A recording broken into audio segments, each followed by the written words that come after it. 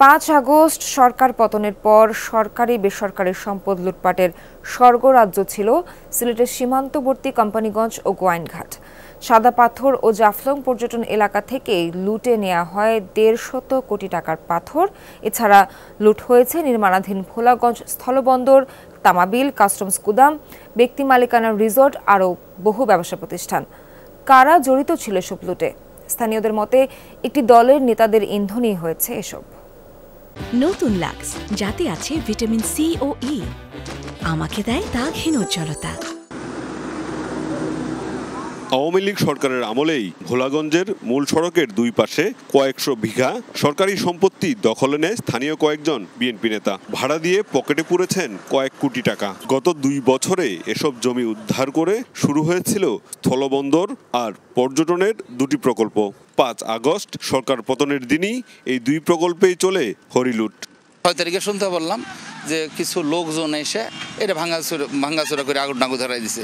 তাই ওই যে ক্ষয়ক্ষতির পরিমাণ যদি বলেন তাহলে সেটা আনুমানিক ৬-৭ কোটি টাকা আমার নিজেরই হবে। প্রোটেকশন দেওয়ার দায়িত্ব তো সরকারের আছে, যে আমাদের পোর্টে নিয়ে আসলো, এটা রাস্তায় হয় নাই বা ঠিকাদারের এলাকায় হয় নাই। ঠিকাদারের যে প্রেমিস, তার যে আঙিনা ঠিকাদার যেখানে রাখে সেখানে কিন্তু আগুন ধরা নাই। সাদা পাথর পর্যটন এলাকা থেকেই লুটপাটকারীরা নিয়ে যায় প্রায় ১৫০ কোটি টাকার সরকারি পাথর। ভাঙচুর করা হয় ব্যক্তিগত স্থাপনা আর পুলিশ ফাঁড়ি। সাদা পাথর রিসোর্টে চলে ধ্বংসলীলা আর লুটপাট। এই এলাকারই বিএনপি শীর্ষস্থানীয় উপজেলা বিএনপি বা যুবদলের শীর্ষস্থানীয় কয়েকজনের নেতৃত্বে, বেশি না ২-৩টা পরিবারের নেতৃত্বে এগুলা হয়েছে। জেলা তো চলে গেছে, তখন তো বিএনপির লোক, ওরা তো আসলে বিএনপির লোক, বিএনপি করে বিচার তো অবশ্যই আমি চাই। আমার এই সম্পদ তো আমার না, এই সম্পদটা তো দেশের সম্পদ। পর্যটন স্পট থেকে আমাদের এখানে প্রচুর পাথর ছিল এবং বিভিন্ন দুষ্কৃতিকারী কর্তৃক আমাদের পাথরগুলো লুট হয়েছে। দিনে রাতে ২৪ ঘন্টায় লুট হয়েছে। দুই প্রকল্পের প্রায় ৫০ বিঘা সরকারি জমি দখলমুক্ত করা হয়েছিল উপজেলা বিএনপির সভাপতির কবল থেকে। জমি ফের দখলে নিলেও লুটপাটের সাথে জড়িত থাকার কথা অস্বীকার করেছেন এই নেতা।